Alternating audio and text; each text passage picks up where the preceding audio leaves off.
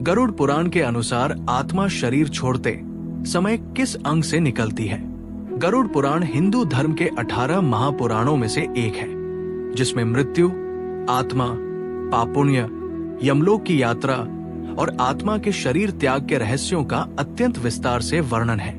इस पुराण के माध्यम से ये ज्ञान प्राप्त होता है कि जब मनुष्य शरीर छोड़ता है तो आत्मा शरीर के किसी विशेष अंग से निकलती है और ये निर्भर करता है उस व्यक्ति के जीवन के कर्मों पर। इसी गूढ़ ज्ञान को समझाने के लिए आज हम एक प्रेरणादायक कथा प्रस्तुत करते हैं, जो आत्मा की यात्रा, उसके शरीर त्याग और गरुड़ पुराण के सिद्धांतों पर आधारित है।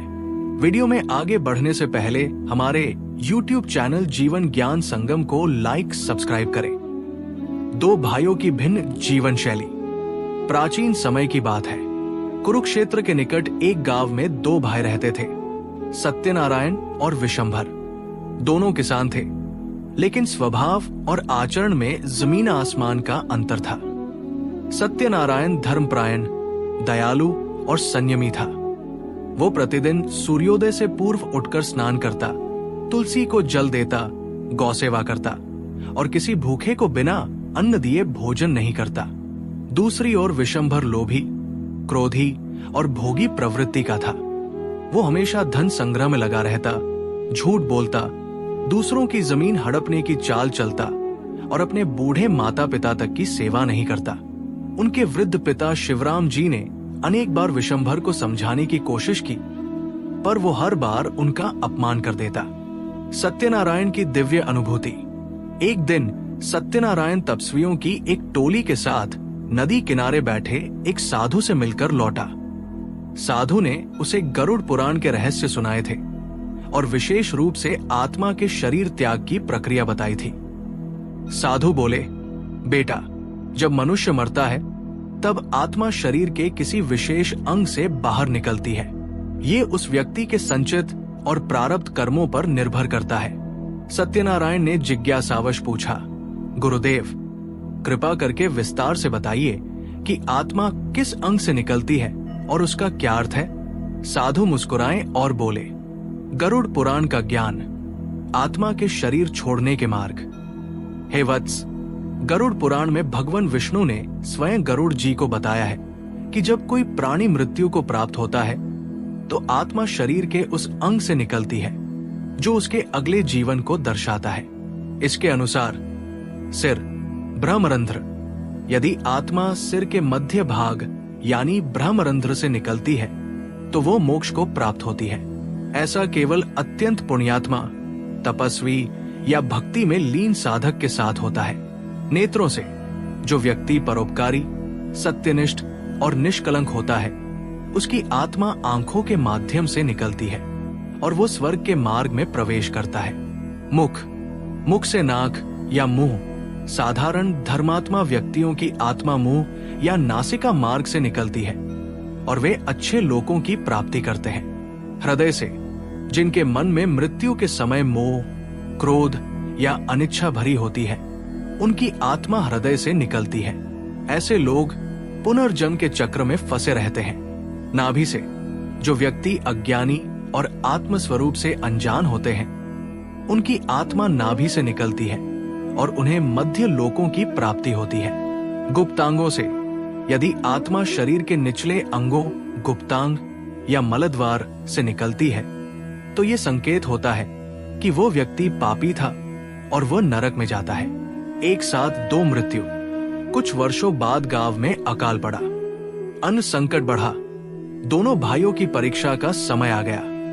सत्यनारायण ने अपने भंडार के सारे अन्न गांव वालों में बांट दिए, जबकि विशंभर ने अन्न छुपाकर ऊंचे दामों में बेचना शुरू कर दिया। कुछ ही समय में दोनों भाइयों को तेज बुखार हुआ। दोनों की हालत गंभीर हो गई। गांव का वैद्य उनके पास गया, पर कोई लाभ नहीं हुआ। स्वर्गदूत और यमदूत का आगमन। एक अंधेरी रात, जब गांव सो रहा था, दोनों भाइयों की आत्मा शरीर छोड़ने के लिए तैयार हो रही थी। सत्यनारायण के घर शांत वातावरण था। गंध, दीपक, तुलसी, गीता पाठ की ध्वनि और गाय के रंभाने की मधुर ध्वनि वातावरण को पवित्र बना रही थी। विशंभर के घर कराह, शोर और भय का माहौल था। कोई भजन नहीं, कोई जप नहीं, केवल दौड़ भाग और डर, आत्मा का शरीर त्याग। गरुड़ पुराण के अनुसार घटनाएं। सत्यनारायण की आत्मा। जब प्राण त्याग का समय आया तो सत्यनारायण ने धीरे धीरे नारायणाय नमः का जप किया और उसकी आत्मा ब्रह्मरंध्र से बाहर निकली। उसका चेहरा शांत, आंखें बंद और शरीर पर अद्भुत तेज था। उसे लेने स्वर्गदूत आए। उन्होंने उसे स्वर्ण सिंहासन पर बिठाया और आकाश मार्ग से दिव्य लोक की ओर ले गए। विशंभर की आत्मा मलद्वार से निकली। जैसे ही उसने प्राण त्यागा, उसका चेहरा डरावना, आंखें खुली और भयभीत थी। यमदूत प्रकट हुए। उनके हाथों में लोहे की जंजीरें थी। आत्मा को घसीटते हुए ले गए। वो चिल्ला रहा था, मुझे क्षमा करो, मुझे दूसरा अवसर दो। पर यमदूत अचल भाव से उसे खींच ले गए। मृत्यु के बाद आत्मा की यात्रा। सत्यनारायण की आत्मा को पुष्पक विमान में बिठाया गया। देव गंधर्व गा रहे थे। आकाश मार्ग में फूलों की वर्षा हो रही थी। उसे स्वर्ग ले जाकर वहां के वैभवशाली महलों में विश्राम दिया गया। विशंभर की आत्मा को यमलोक की संकरी, कांटों से भरी, गर्म रेत वाली पथरीली सड़कों पर नंगे पांव घसीटा गया। वहां चित्रगुप्त ने उसके पापों का लेखा पढ़ा।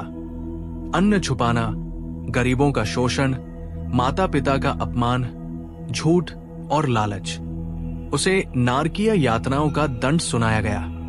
पुनर्जन्म का निर्धारण। गरुड़ पुराण कहता है कि आत्मा के कर्म ही ये निर्धारित करते हैं कि उसे अगला जन्म किस योनि में मिलेगा। सत्यनारायण को ब्रह्मलोक में स्थान मिला और अगले जीवन में वो ऋषि के रूप में जन्मा। विशंभर की आत्मा को नरक में 100 वर्षों तक दंड मिला और फिर उसे पशु योनि में जन्म लेना पड़ा। कौन सा मार्ग चुनोगे? ये कथा केवल एक पौराणिक उदाहरण नहीं, बल्कि जीवन का सच्चा दर्पण है। गरुड़ पुराण हमें ये सिखाता है कि हमारा हर कर्म, हर विचार और हर भावना मृत्यु के बाद हमारी आत्मा के मार्ग को निर्धारित करती है। जो व्यक्ति सत्य, सेवा, संयम और भक्ति के मार्ग पर चलता है, उसकी आत्मा ऊर्ध्वगति को प्राप्त करती है, और जो पाप, छल, अत्याचार और लालच के मार्ग पर चलता है, उसकी आत्मा अधोगति को प्राप्त होती है।